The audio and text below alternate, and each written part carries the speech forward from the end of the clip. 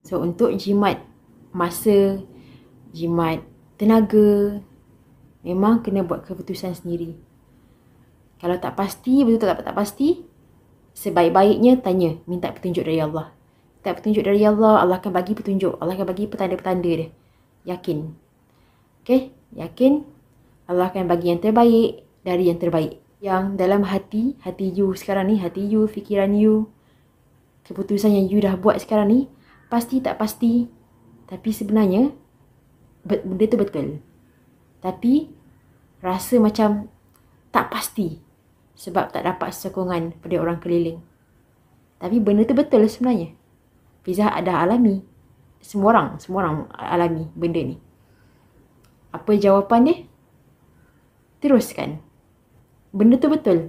Benda tu betul. Apa dalam hati you sekarang, dalam fikiran you sekarang, rasa macam tak pasti sebab tak dapat sokongan, support. Ataupun tepukan daripada orang keliling. Ataupun mungkin orang kita sayang. Tapi tak dapat support tu, abaikan. Abaikan. Sebab tu sebenarnya is your own happiness. Your own happiness maksudnya bila you buat keputusan you tu yang sekarang ni, you teruskan, you memang puas hati. Puas hati, you akan dapat hasil yang you nak. Ataupun mungkin insyaAllah lebih lagi. Kalau tak dapat hasil yang you, macam you jangka pun, tapi you puas hati. Sebab you dah cuba. So you tahu hasil dia macam mana. So lepas ni kita cuba pula pilihan lain. Option lain. So kita dah jimat masa, jimat tenaga, tak salahkan siapa-siapa. Betul? So teruskan. So apa yang dalam hati you sekarang ni, dalam fikiran you, okay, tiba idea tu datang semua. Actually kita fikir benda tu, kita buat diri rasa bahagia, happy. Benda tu betul. So teruskan. Okay, teruskan.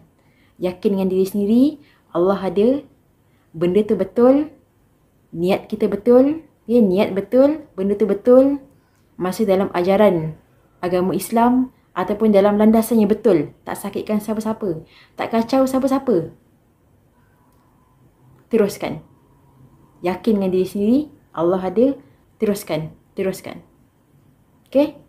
InsyaAllah, kalau benda tu berhasil, orang yang tak support tadi tu, datang jumpa you, dia akan cakap, baguslah idea you, macam mana you boleh fikir macam ni. Sebab tu teruskan. You rasa benda tu betul, niat you betul, dalam landasan yang betul, tak sakitkan siapa-siapa, tak kacau siapa-siapa,